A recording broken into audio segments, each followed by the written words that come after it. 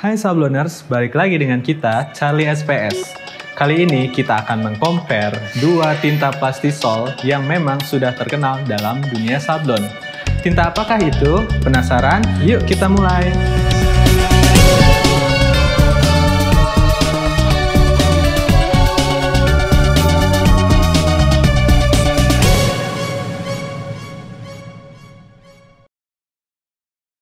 Nah, ini saya sudah ada di depan dua tinta yang akan kita compare. Ini adalah Plastisol berwarna kuning.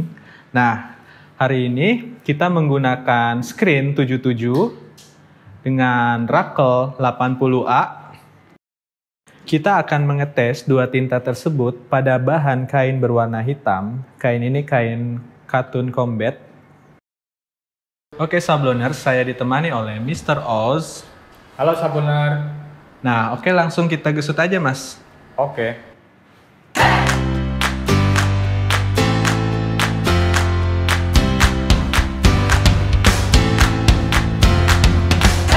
Nah, oke. Sekarang pertama-tama kita akan mulai dengan tinta A dulu, Sabloners.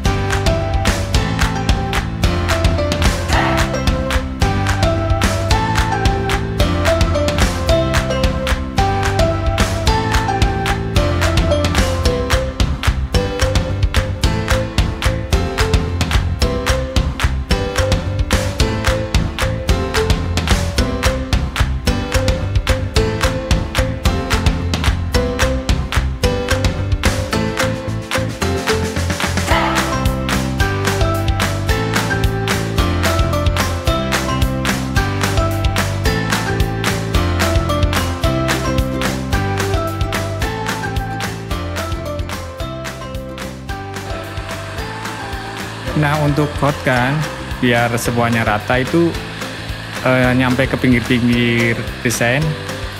Jadi biar kalau di press nggak terkelupas ujung-ujungnya. Jadi sampai ke ujung-ujung gambar ya.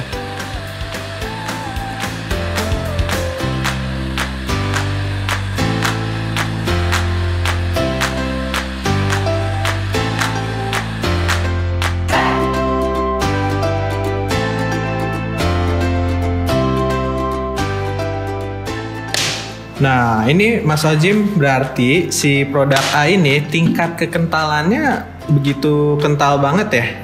Iya. Jadi mempersulit di saat menggesut nggak sih?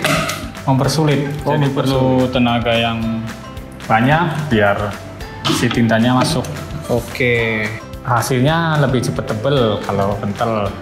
Cuman ya kekurangannya kalau kita tenaganya nggak stabil bisa tebel tipis. Oh gitu ya? Iya, karena kental. Karena kental jadi bisa tebal tipis kalau memang tidak stabil. Kesutannya ya.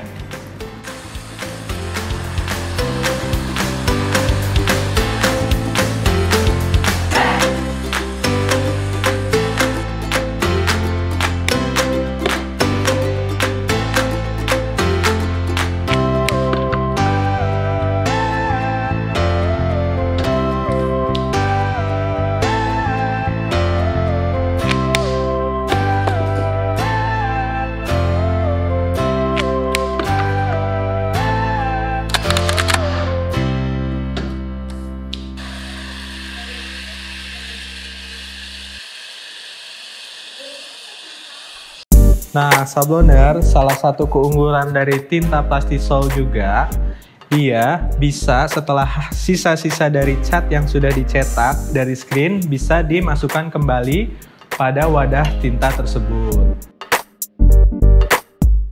Sekarang kita sedang membersihkan screen menggunakan apa nih Mr. Oz? ANT Screen Opener 5534. Oke. Produknya bisa didapatkan di mana nih? Di Charlie SPS tentunya. Oke Sabloners, sekarang kita akan mulai mencetak produk yang B. Kita mulai aja nih langsung.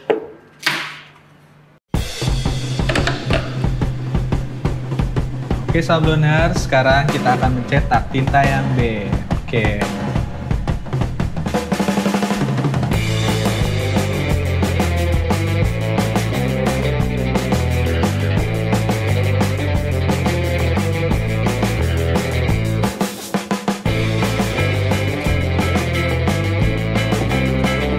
Nah ini tekanannya gimana nih? Berbeda nggak dengan yang A tadi? Berbeda. Lebih berat atau lebih ringan? Lebih ringan. Oke, lebih ringan.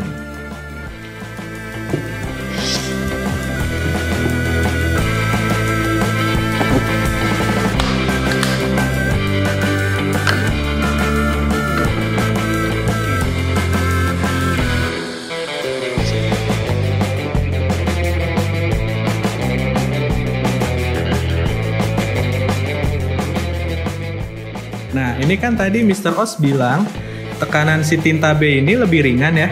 Iya. Keunggulannya apa sih? Apa ya? Keuntungannya deh kalau tinta lebih ringan tuh apa? Keuntungannya tinta lebih cepat masuk, terus nggak perlu penambahan pengencer lagi. Oh, nggak perlu penambahan Ya, pengenceran lagi ya. langsung Jadi pakai. lebih irit lah ya untuk si tintanya. Betul.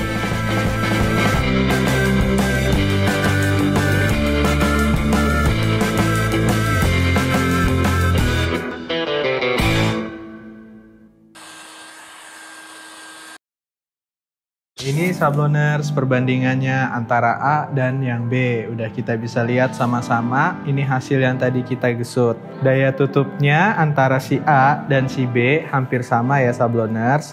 Jadi ya sama-sama bagus hasilnya. Nah nanti kita lihat coba ya setelah di press.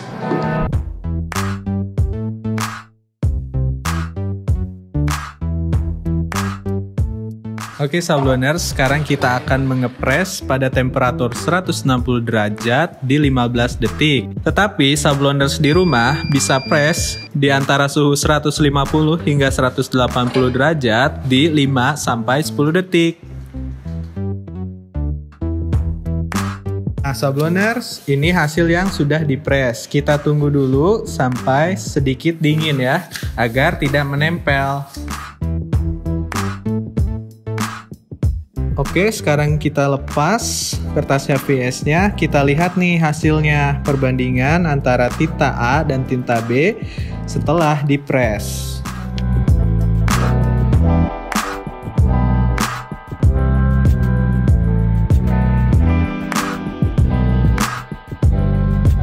Nah, karena kita menggunakan kertas HVS di sini, jadi memungkinkan juga akan terjadinya migrasi warna kepada kertas HVS tersebut.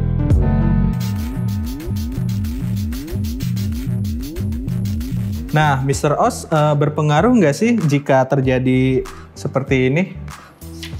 Kalau untuk berpengaruh itu nggak terlalu berpengaruh ya. Oh ya? Karena ini hanya migrasinya tipis-tipis gitu. Oke. Jadi si produk tersebut tetap masih rabaannya halus.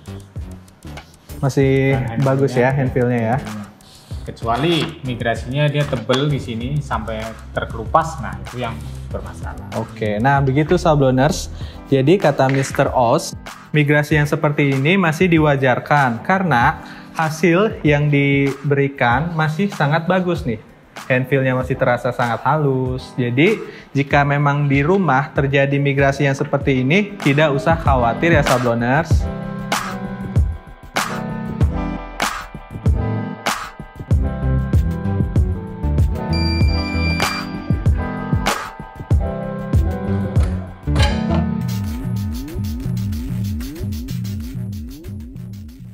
Nah, ini hasilnya sabloners yang setelah dipres menggunakan temperatur 150 derajat dan waktunya masih sama yaitu 10 detik.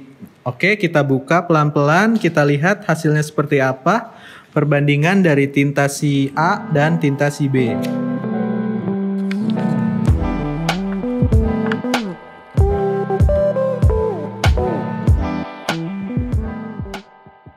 Sabloners, jadi bisa dilihat nih perbedaan migrasi antara si 150 derajat dan 160 derajat.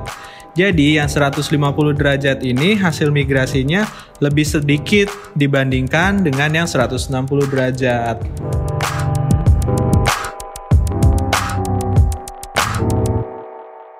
Nah sabloners, setelah kita lihat nih hasil antara A dan B, daya tutupnya sudah sama-sama bagus nih.